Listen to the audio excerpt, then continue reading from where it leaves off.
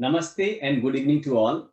I'm Rakesh Kalia and I welcome all distinguished school leaders to the next episode of our webinar for the week titled is Are Post-COVID Schools Up for a Permanent Makeover? Today's worthy panelists carry decades of practical experience managing K-12 schools.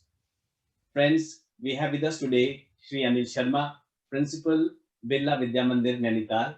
Welcome, sir. Shri Pramod Kumar Khursida, sir, Principal, RBDAV Public School, Bathinda. Madam Neeru Gandhi, Director, Lawrence Convent School, Faridkot. And Madam Anju Mehta, Principal, Angels Valley School, Rajpura. I welcome everyone. So, viewers, this year has caused elevated trauma, grief, and an uncertainty for communities around the world. As school system leaders react to the COVID-19 pandemic that forced them to balance urgent needs with long-term aspirations for improving student outcomes and experiences, right? So, left on their own, many of the changes that leaders introduce during this time of upheaval are likely to either conform to schools' existing models or fade away once the COVID 19 pandemic ends. Friends, let's explore this burning issue further with our worthy panelists. So, my first question is for Anju ma'am. So, ma'am, how lasting positive changes be pursued during present volatile period by considering COVID-19 and opportunity in the crisis? So, I would request all panelists to respond to the same question after Anju ma'am. So, Anju ma'am, please.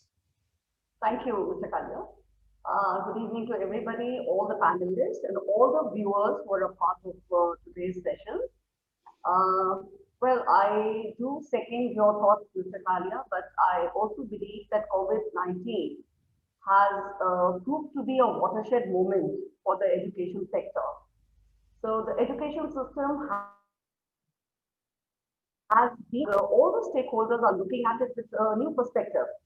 So the good thing is that we have been able to change this adversity into opportunity by leveraging technology into the pedagogical processes, which was the need of the hour, I believe.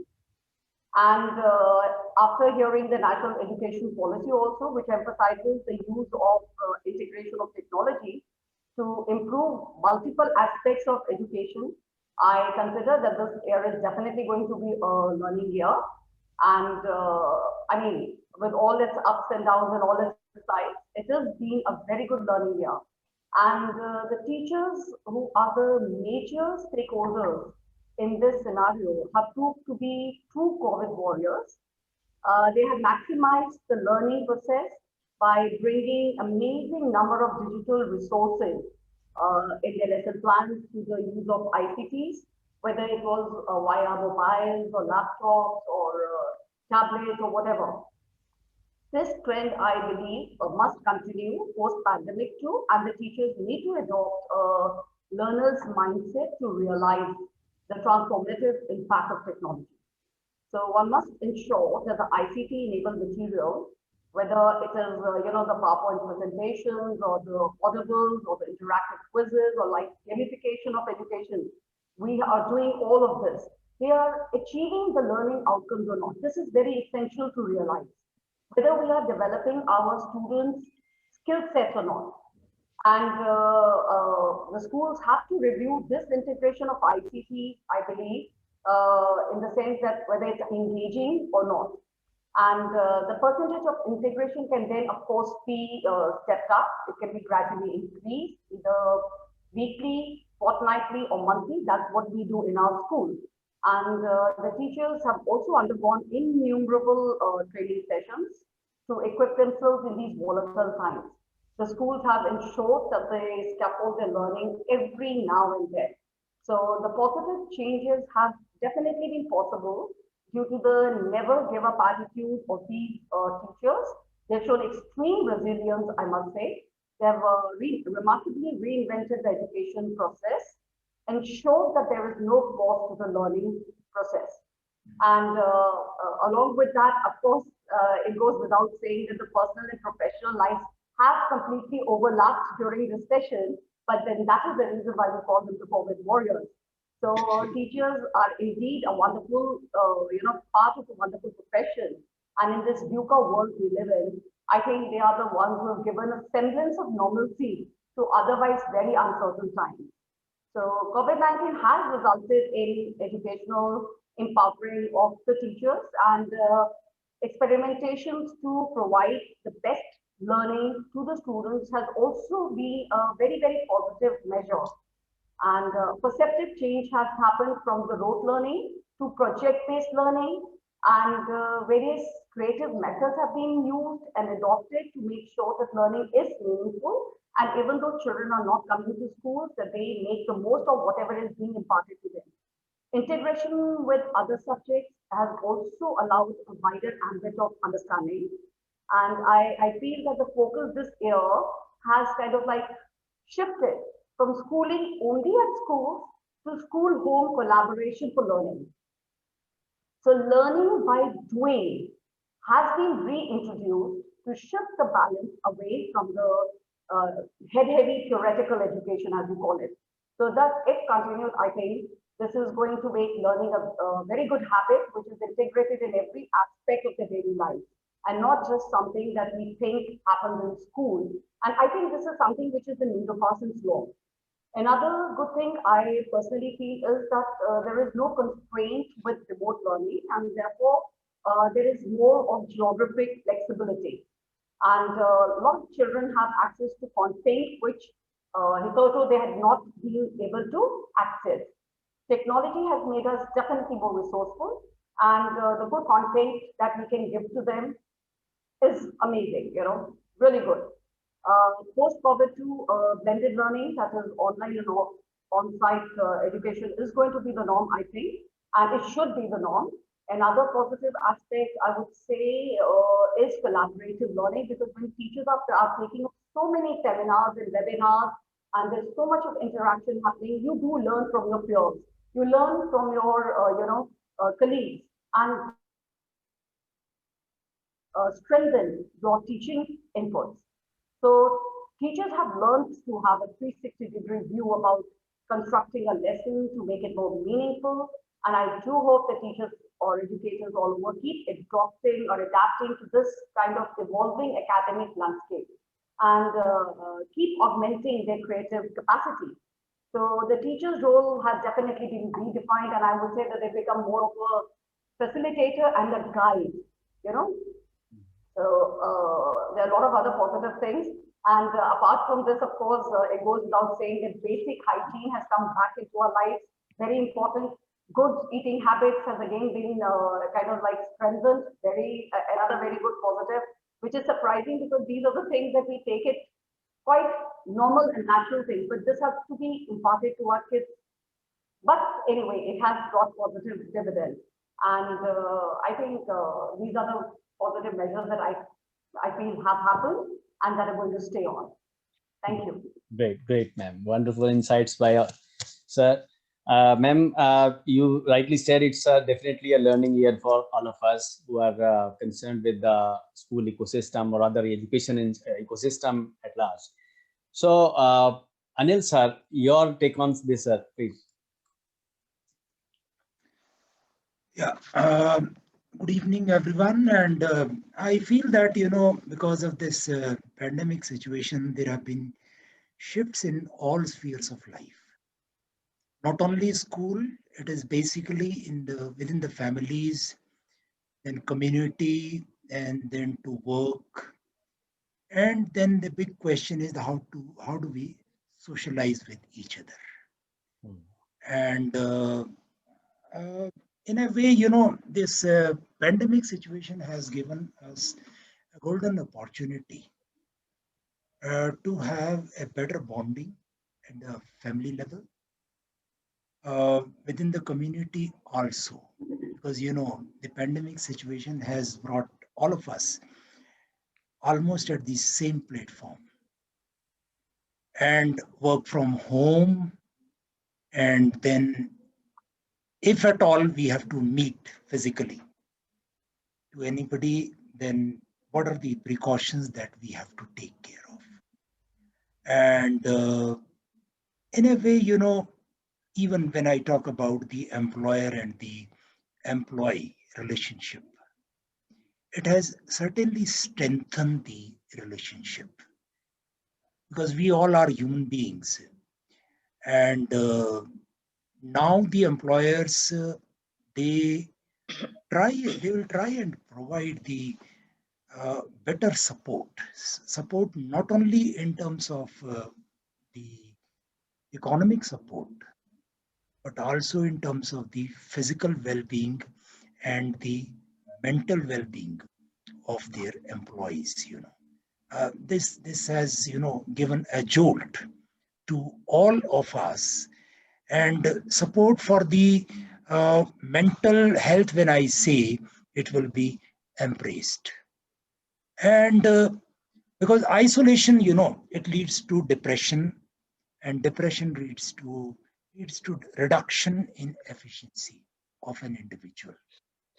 So we as school leaders, we have to provide a very congenial environment, rather more congenial environment, because of this pandemic situation, so that all these teachers, as madam has rightly said, that they are they have come out as the corona warriors.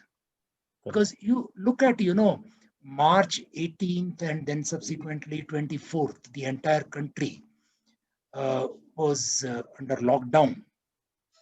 We teachers were not mentally prepared for this challenge. We did not undergo any special training that the uh, offline teaching all of a sudden will be switched over to the online teaching. But I salute all the teachers, the way, throughout the country and rather throughout the world, they have handled it. I mean, it is really commendable the way, they have come up to, they have risen to the occasion. The leadership will also improve. Why leadership will improve? Because in this pandemic situation, which leadership behavior are most effective? The leaders, they are bound to introspect that there is a total shift in the leadership, whether it is the school leadership or it is a company leadership or otherwise also. There is a total shift, because we want to take out maximum out of our employees. And I think this has provided a golden opportunity to introspect and to make so that effectively all the employees, they can work. Work culture, definitely, it has become more focused now. To my mind, why it has become more focused, it is a do or die situation, blessing in disguise, because we don't have any other option but to switch over to the online teaching, and we have to give our best in this online teaching. And definitely, it also has inculcated the better teamwork among the teachers, because madam was talking about the art integration, the interdisciplinary approach. So this has provided us a better platform to prove that we are a team, and we will come out with the flying colors. Thank you. Thank you, sir. Thank you very much. So you rightly said, sir, the leadership is redefined for sure in all walks of life. So next, Pramod sir, let me, Niru ma'am. Niru ma'am, your take on this, ma'am? Yeah, good evening, Mr. Kalia, and good evening, all the worthy panelists. What I feel is, like as Mr. Anil has rightly said, that the changes which have occurred because of the pandemic, they have, put us all in a very challenging situation. All the stakeholders, I should say, like the parents, students, teachers, and of course the school leaders, then the schoolers. And it's the changes see, we can't see all the changes which have occurred are positive as such. But again, making them positive is a real challenge which needs to be seen.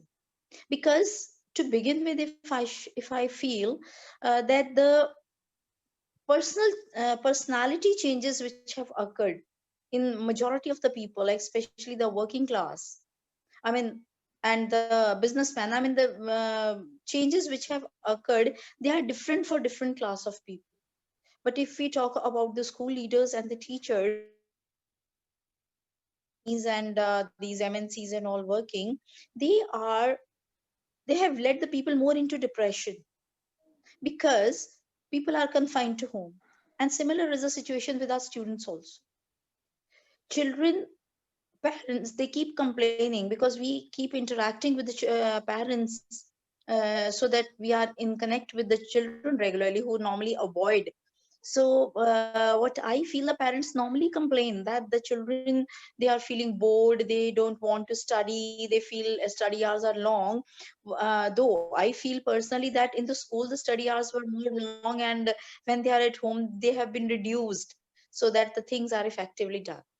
So it's as Mr. Anand rightly said that it has led to depression to many of the people, and the behavioral imbalance can be seen very clearly now.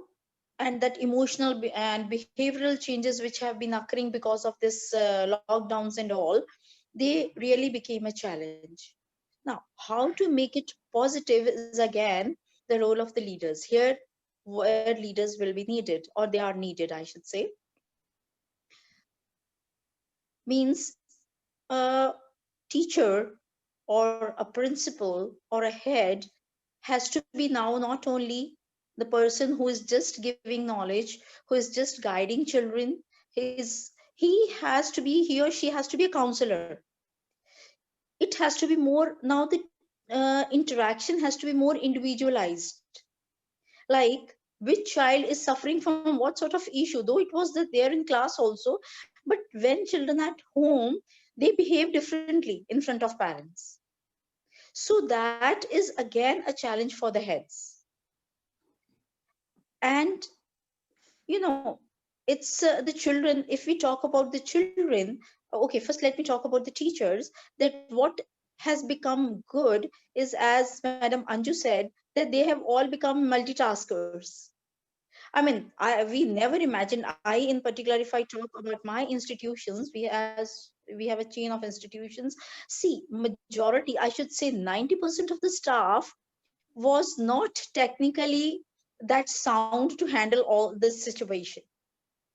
But I mean, be it be the need, means you can say the situation is such that everybody has to do it now. So everybody has means come up so well that even I did not imagine as a head that things will work that well. And teachers, I mean, I should say overnight they became so good that there was no complaint from any quarters.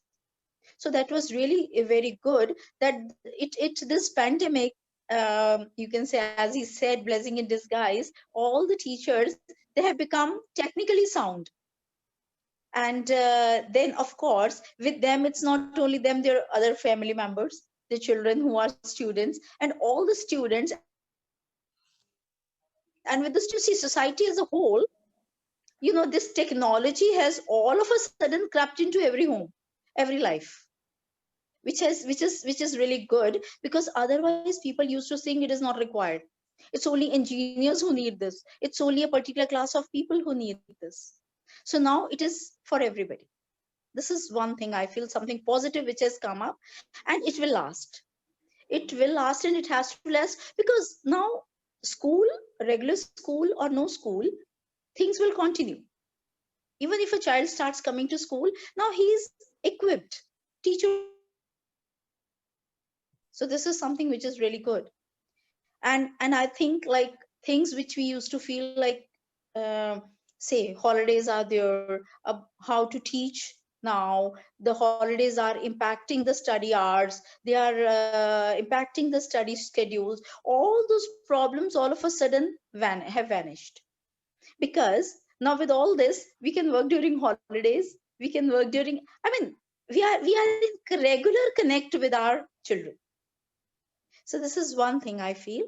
And as far as the, if I talk about the students, the children have become more confident, they are more self-reliant, and they are more self-motivated, because now they themselves feel the need, okay, I have to ask.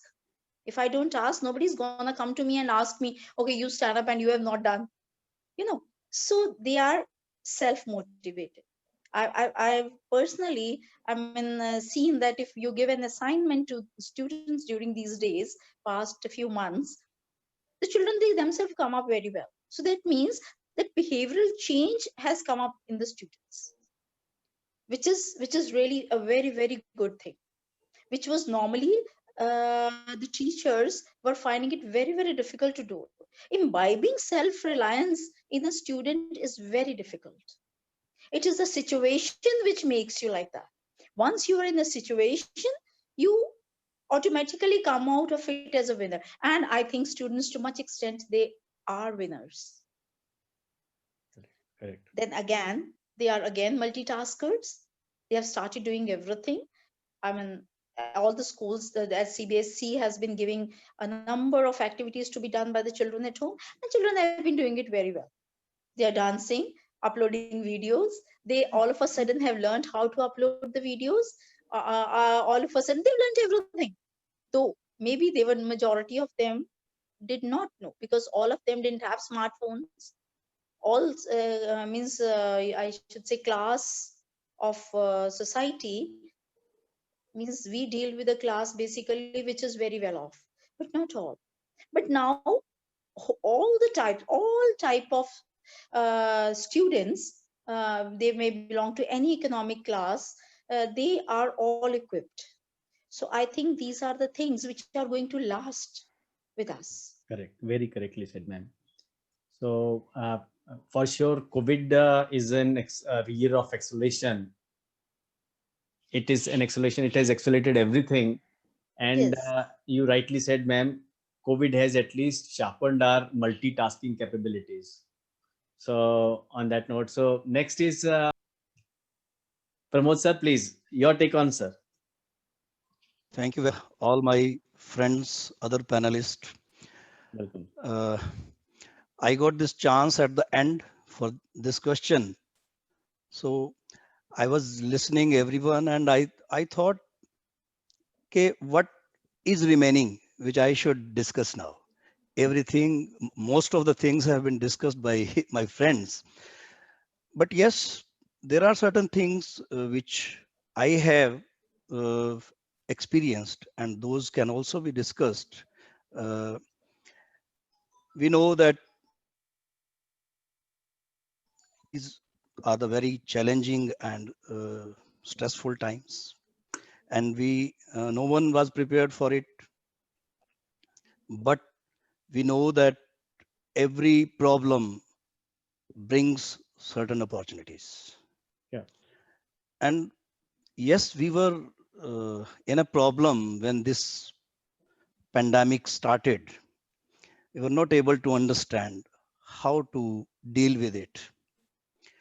But I think within very few days, everybody was having proper pace with the situation. If I say the teachers who were supposed to take training for 6 months or even 1 year to get familiar to this technology, but they were ready within 15 days, and they were really on the toes. They were knowing that we are being watched by parents now.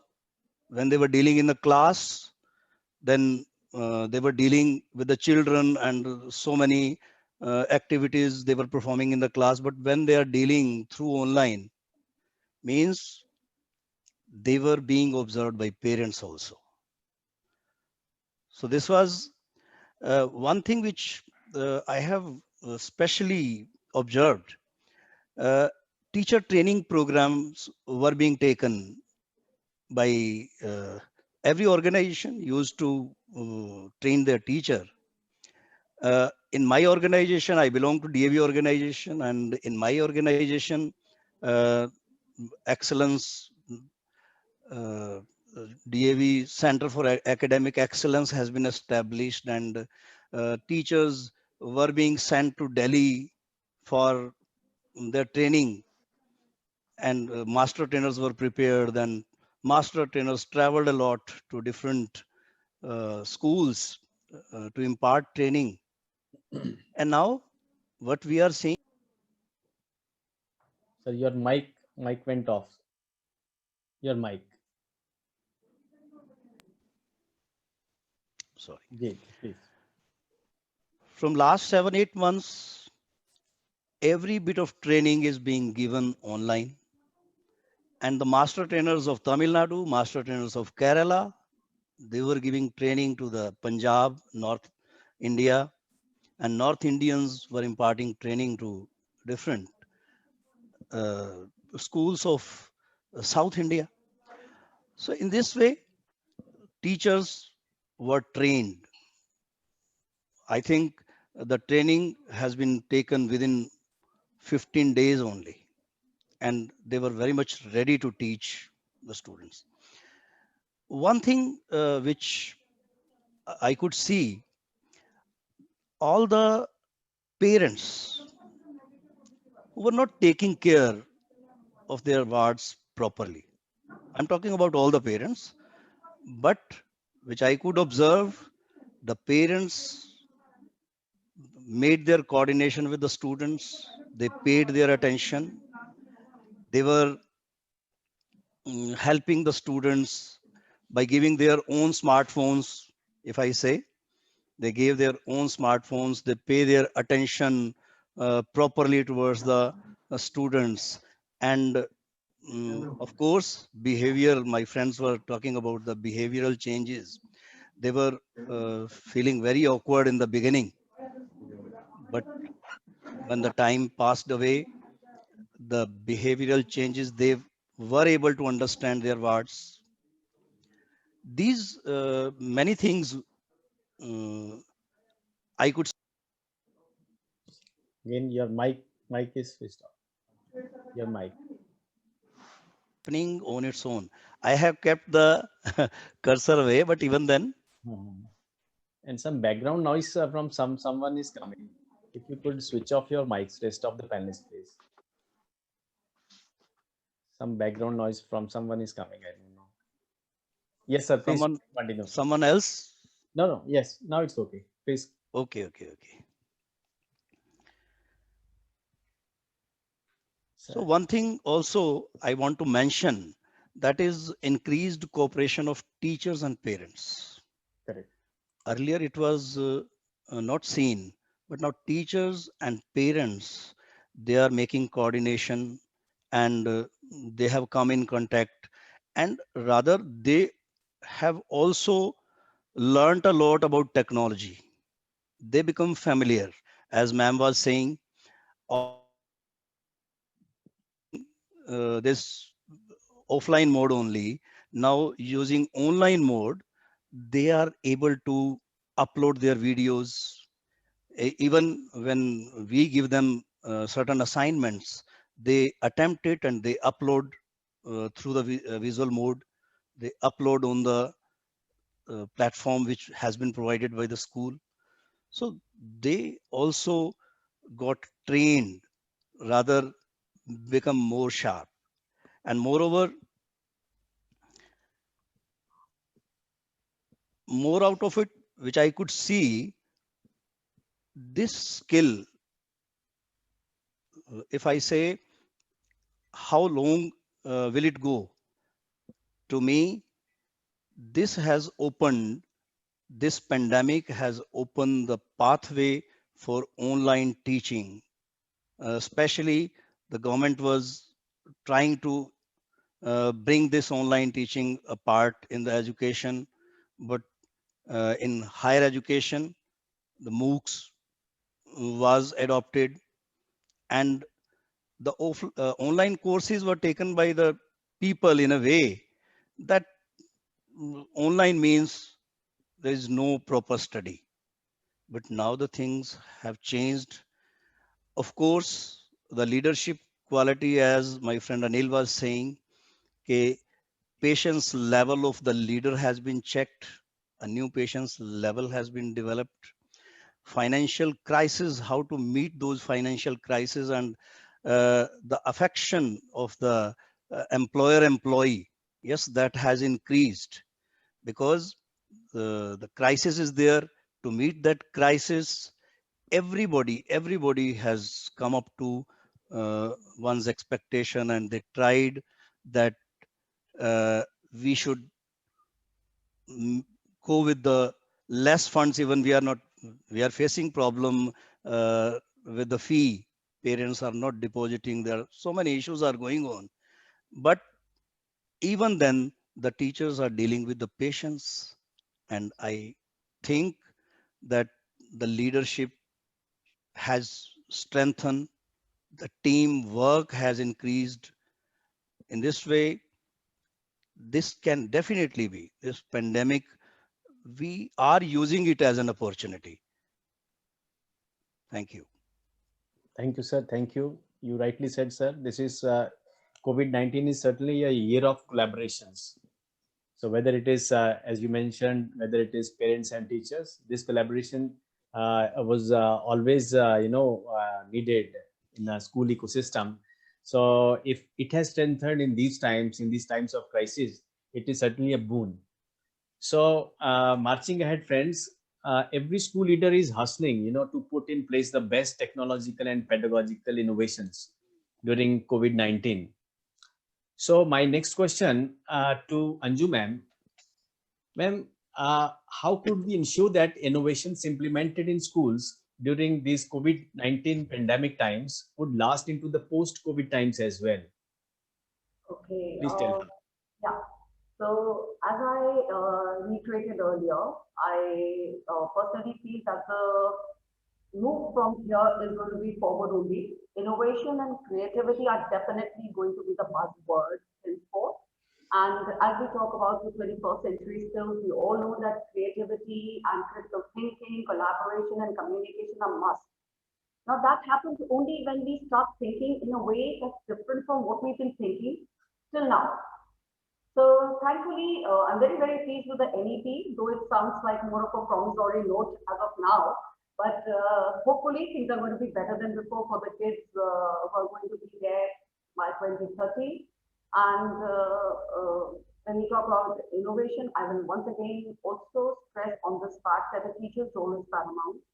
We have to absolutely make sure that there is a continuous striving for the teachers to become the new iteration of what they want to be. In case we want our children's future to be bright, and if they are competing with the best of the minds in the world all over. So, of course, the focus has to be teacher training, a lot of teacher training, a lot of emphasis on their grooming and kind of like, out of box thinking has to be there. Moreover, I also feel that the lockdown has presented a chance for us to kind of reflect and reassess what matters in life. So what is the priority in life? And as the popular adage goes, we cannot become what we want by remaining what we are. So, the present pandemic should be an eye-opener that such situations might recur. And this has been stated by the WHO chief also, that these pandemics are going to become a part of our, existence now. Even COVID-19 is not going to go anywhere soon now, So in that case, if we are not prepared to take the bull by the horn, our children's future will be jeopardized. We cannot simply be complacent and say that whatever was happening is fine. It's not. So the present scenario forces us to rethink the way that shall strengthen the learning process. One has to ensure that a kind of a technology roadmap for future is there. Blended learning is definitely going to continue, and more than grades, I think we have to develop our students' skill set, and the focus has to be on their all-round development. Also, the schools will have to ensure a kind of a greater premium on their health. Children will have to be instilled in a sense of responsibility to take care of themselves, especially in times when hand washing and sanitizing have become important words, you know. We are going to also face a generation that thinks differently from the present generation. We need to understand that the pre-pandemic generation and post-pandemic generation are going to be very different. Education has to teach them to cherish nature and take care of the fragile ecosystem that we are living in. So, the social emotional front also has to be kind of reinforced. One has to be adaptable. You know, the policy has to be that we cannot be rigid in the way we think. We have to be flexible. We have to be adaptive. And times would change, but how to shape oneself for adjusting to those changes shall matter. And technology is that change, I feel, in that current world. And those who are able to adapt to these changes, I think, shall definitely be able to make a mark sooner or later. And while I'm saying this, there is, some questions that were asked by a lot of people, that if teachers who are not too savvy, tech savvy, what about them?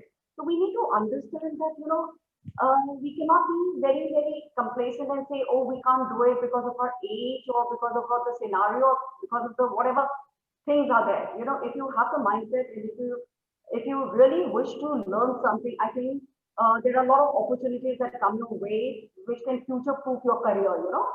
This is important. So if we want India to become a kind of a superpower, where as far as global knowledge is concerned, we will have to go beyond that myopic approach of kind of confining ourselves only to the course book. And we have to have a wider ambit of learning. And I think innovation is only the key word for that. Because without innovation, we are going to be going the same way as we were going 30 years before this NEP has come. So innovative ways to use technology can be used. Interactive tools are a great way to make synchronous learning effective. And I also feel, I did mention collaboration earlier also. I think school complex clusters can exchange their ICT practices, and it gives a kind of like, it's a very healthy exchange that allows everyone to take kind of a, or benefit from others' practices, you know. And the only point that one is a little concerned about is the government has to ensure that there is a vibrant ecosystem for learning so that it becomes a reality, because solutions to solve India's challenges or the kind of scale and the diversity that is there, it has to be kept in mind. And even though we do harp about the technology and education and everything, one must remember that there are some parts of some kids in the urban poor or those in the rural areas who simply have been left rudderless without any teaching facilities for months on, you know. And even though technology does ignite minds and builds up competencies, we need to have a little thought on these unfortunate ones who are still struggling, you know, on the sidelines. And tragic stories have been kind of surfacing about children and parents committing suicide, and the ones who could not afford the smartphones. There's again hope because Punjab government has already decided to give a particular set of number of, you know, smartphones to kids by November end. Hopefully that works for all other states also. And I also believe that if corporate houses can be brought into at this point, at this juncture, so the good work that they can do by pooling in their resources to provide the technological tools that can come handy to the poor people, poor students, that can be definitely a very good step forward. And then, of course, there is a problem of internet availability, and not everyone has an access to it. So those areas where the network is not too strong, I think government needs to look into these little aspects. These are not little, I would say, because just a very few percentage of people do actually have access to either computers or smartphones. But in case this is taken care of, I think there would be a complete tectonic shift in the way we impart education. And we can move away from the textbook to online education. And I personally feel that, COVID-19 has kind of made us rethink and relearn the entire concept of education. And it will definitely augur well for the education sector in times to come. Thank you very much. Welcome, ma'am. Thank you. Thank you very much, ma'am. So rightly said, Anju, ma'am. Innovations implemented by the school educators, can certainly have a powerful impact on the school's capabilities. Yes. Provided that there is one condition, there has to be a perfect alignment, between the new resources and the new processes, right? So certainly, it's a very thoughtful impact. Yes. Next is, friends, we seem to have stuck, between a short and long-term adaptations that we should stick around in the post-COVID era. We must also bear in mind that most short-term adaptations have the potential to convert into long-lasting changes that benefit students. So, Anil Sharma sir, my next question to sir is, could you please enumerate forward-looking and sustainable adaptations for benefiting students in the post-COVID schools? Sir, your mic is off. Mic. Yes, sir, please. Certainly, the central focus is improving the infrastructure as far as the ICT is concerned. But besides the technological improvement and building on the strengths in the areas of ICT, I think post-pandemic, that human touch will go a long way. Because, if you talk about the children, like, my school is a completely boarding school. And since last December,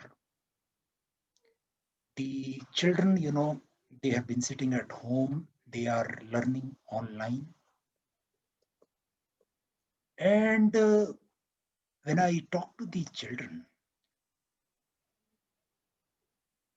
parents still, I can understand that, if the husband and wife both are working, generally, if they are working, then they send their wards to school. But I was so touched, when I had these sessions with the little ones in the junior classes. And they asked me, sir, schools, because we want to come to school now. So that hand holding on the part of teachers, on the part of school administration,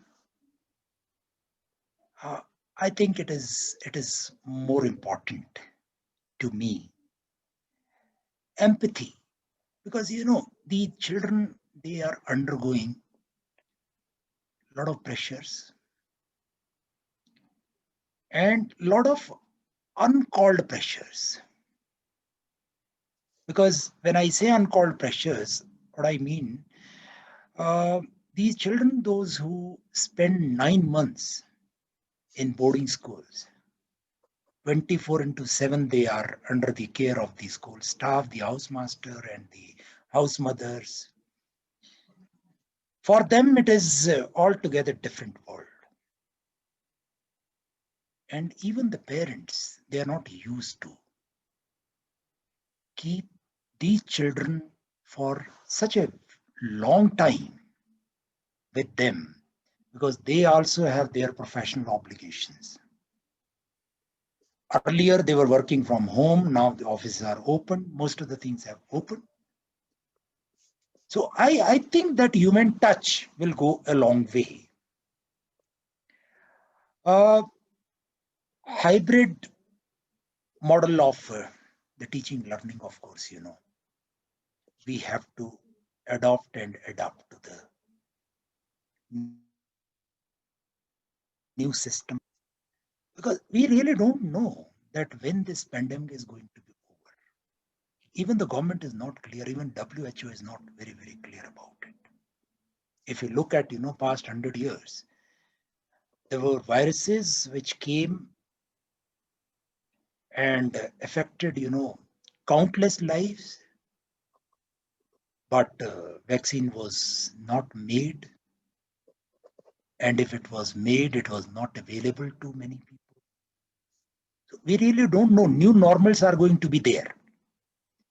So this blended learning is definitely a new innovation that has accidentally come up in the times of pandemic. Then comes the various tools of assessment, because it has already been done. Uncalled training, unstructured training was done.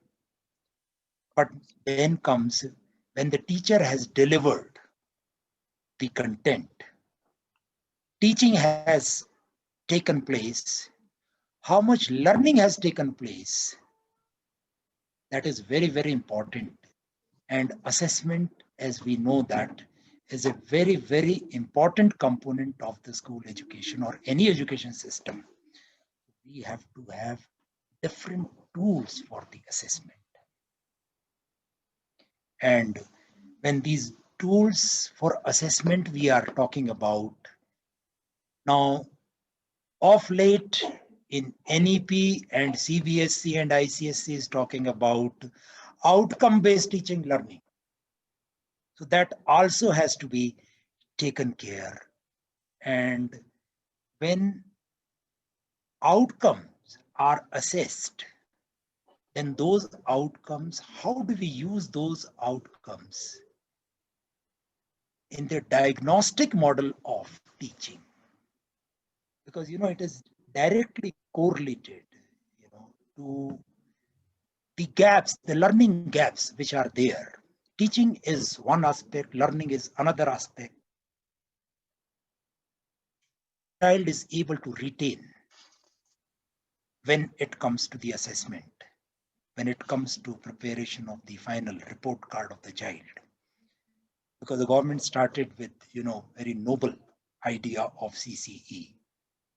It was stopped again in another form, the government is trying to implement it. Now the government is working on the NCF, and they say that there will be 4 NCF for different levels. Then NCF is there, then the NCERT director has said that, to implement this NEP, we require 2 years for printing of the textbooks. So this pandemic situation has changed everything. But these were few points which came to my mind. Technology is one aspect. Without technology, this is for sure that we cannot survive. But in addition, the role of a teacher in the classroom, no computer, no robot can replace a teacher in the classroom, whether it is online or it is offline. But when it comes to the offline teaching, so it is not only the content delivery is there, that emotion, that bonding between the teacher and the taught is also there. It is exactly like this. If you're talking to someone on phone, the other person says something and you understand something else, because that human touch is not there. So this is what I wanted to say. Thank you. Thank you, sir, for your nice remarks. You certainly stated it very correctly. Human touch will definitely go very long way, and blended learning is sure going to be the next effective mode of teaching learning process. Everything is going blended, whether we talk about education or even online retailing. So all different businesses, they are going blended. So blended is the way to go, you can say, very surely. So, friends, we all are witness to the changed habits of our students while taking lessons online. They seem to have adapted to a new normal during these pandemic times. We need to assess the effectiveness of home-based teaching learning and the outcomes associated with it, as Anil sir rightly said. uh, Learning outcomes are very important. Certainly it is a time of reckoning, for all the stakeholders associated with the school ecosystem, particularly the students. So my next question to Pramod sir is, sir, in response to COVID-19, students got adapted to a new normal, right? So does going back to pre-COVID normal would benefit all students equally? What is your take on this, sir?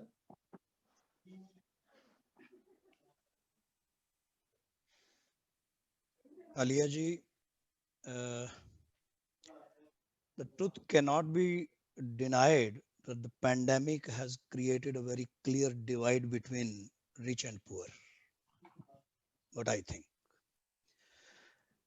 poor sections of the society, rich can afford definitely to shut the job and sit at home, but for poor it is not an option. They are fearful of poverty and hunger than COVID situation. I think they have more fear for poverty and hunger. The same distinction can be seen in the field of education also, in the working of education. The schools are trying their best to impart education to as many students as possible through internet, through smart devices. But there exists a big section of society that they have no access to these technologies.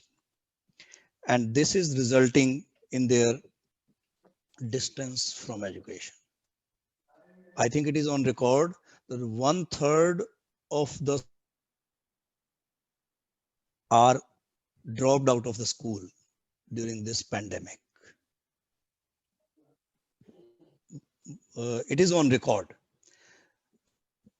We hope that things should get normal very soon, and students should come in the school, because that Yes, mic off, sir.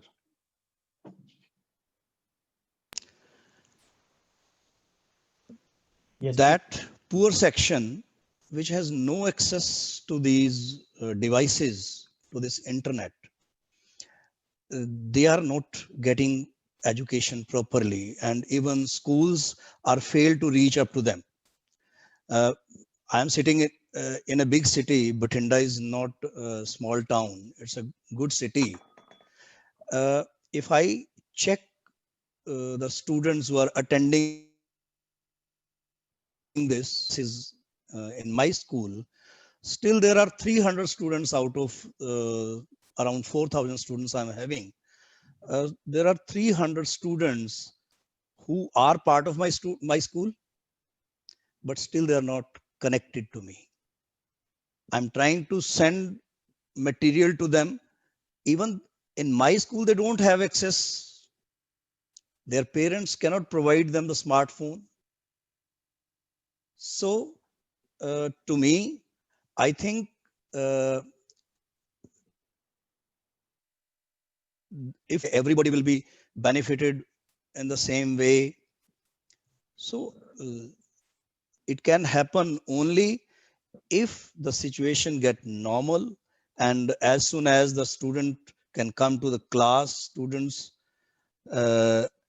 definitely they are missing daily interaction which was happening between student teacher, between student, and they should these things should come in the process as early as possible, as soon as possible. If it will be seen, then we can say that things can be can be beneficial for all. Otherwise, I don't think it will be beneficial for all. Correct. Thank you. Thank you, sir. Thank you. Very correctly, sir. Said this economic disparities have certainly, they have given us an insight into the rich-poor divides and rather the digital divide due to which the poor or the disadvantaged children, they are unable to access quality content, So very correctly, sir, if it is a case with the schools like yours, you can imagine what's happening with the government school students. So they are definitely at the biggest disadvantage right now, what I feel. So Niru ma'am, next, ma'am, your question is how new resources and new processes be aligned in the post-COVID schools to draw maximum benefits out of it. Please throw some light on that. I feel, Mr. Kalia, like the overall globally, the environment has changed and it is still in the process of change. It is changing. So, first of all, what I feel, whatever resources we have now or the upcoming resources, when I say upcoming resources and processes, data says that at present 85% of the people, they do not know what kind of jobs they'll have to do in another 10 years, coming 10 years, because the job profiles, the requirements will change. And the children, our primary school children, 65% of them will be working on the tasks which at present do not exist to occur. So I think the basic innate behavioral changes which will be needed should be, I should say, first of all, that teachers have to now align their teaching and their teaching processes in a manner that the creativity is given more importance. A student who's creative, if he starts thinking in that manner, that thought process needs to be honed so that he is able to think in a creative manner, not that just he just hold an exam, okay, give him questions, let him write the answers, and that is not going to work. Even now it's not working in majority of the MNCs. They don't see your degrees and all, but yes, in times to come, every whole thing has to be changed. It is going to change because of the requirements that they'll come up, which we even do not know at this point of time. So that means, and then the educators, or rather all stakeholders, again, we need to have a greater flexibility, educators in particular, that, I mean, they just cannot say that whatever one is doing is right. Again, that comes to creativity, means it rounds off to that only.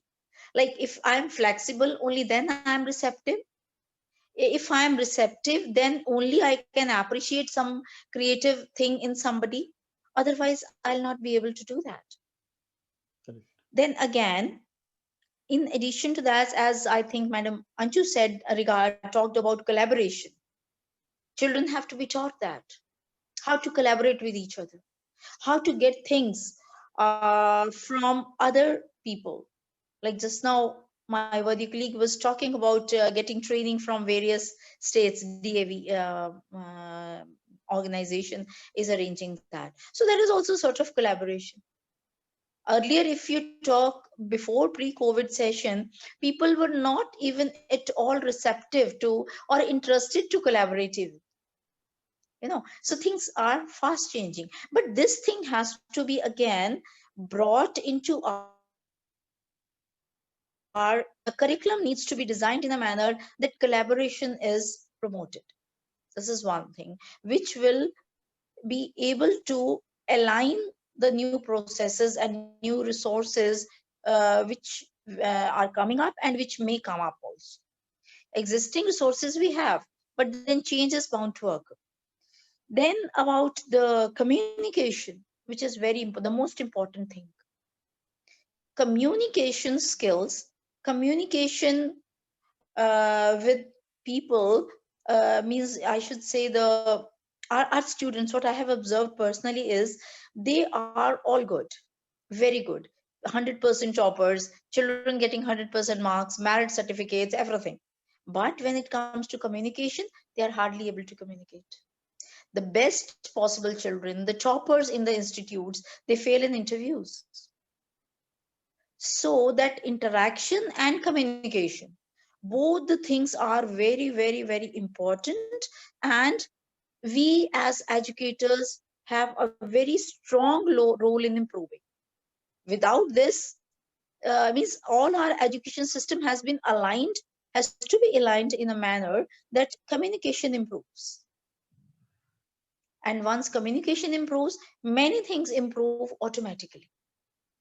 You become receptive, you become creative, you become emotionally sound, you become behaviorally better. Then means all these things are all interrelated. And of course, adaptability, that has to be taught. Now again, when I say about teaching, when I say it has to be taught, that's again a big challenge, because children are not with us.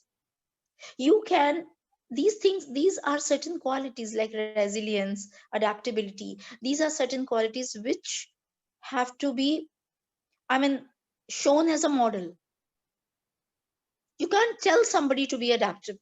You have to show yourself in your own personality, you know. So that means teachers have to create situations where I think children are more adaptable. I mean, one child feels, oh, I can't get up and do yoga in the morning, you know, which is very much required, especially in these days when everybody is sitting at home. I mean, very less mobility is there if we talk about children, though people, lockdown is open and people are moving about, but still. So if I say I can't get up and do yoga in the morning, that means I can make an assignment, tell children, okay, with time and clock you ticking, you are to upload your pics of yoga. So by and by, the child starts understanding that whatever somebody is saying, I'm supposed to do it. You know, so it is, then again, I mean, that means the teacher, even the parent, has to be work very intelligently. We have to teach emotional intelligence to children also. And for that, we ourselves have to be emotionally intelligent. We have to be very, very careful when we say something to our students, our colleagues, our juniors, teachers, anybody, we as leaders. So I think these are the few things which I feel they have, and yes, one thing more, like connecting with each other, as means it is a sort of not exactly collaboration, but of course interconnection, what I feel, having a connection with almost everybody, you know. I'm sitting at home, I cannot socialize, but I can connect, I can always connect. So that in various people with whom you deal, and that gives you an insight as to what is required to be done. Suppose I'm connecting with a parent will tell his problems, he or she will tell, this has happened, this has happened, this is my child says this, that. So I have an insight as to how to go about now, how I'm to plan my things, how I'm supposed to guide my people who are my team, who are working with me, my teachers, others, everybody for that purpose. So I think these are the few things we must look into. Thank you. So thank you, ma'am. You very correctly stated. We all as educators need to hone, 21st century skills amongst our children, and prepare them for the jobs which are not yet known, because industry 4.0 is unfolding very fast. That includes Internet of Things, artificial intelligence, machine learning, and likes. So we need to prepare our children or equip them with such necessary skills which help them adapt with the fast changing job scenarios. And I think schools have a very important role to play in this. People or industries rather moving away from demanding these technology degrees. So technology degrees are becoming obsolete in future for sure. So schools have greater responsibility to equip their children or students for the future jobs. So that's great. Thanks, Anil sir, Pramod sir, Anju ma'am, and Niru ma'am for all your wonderful thoughts.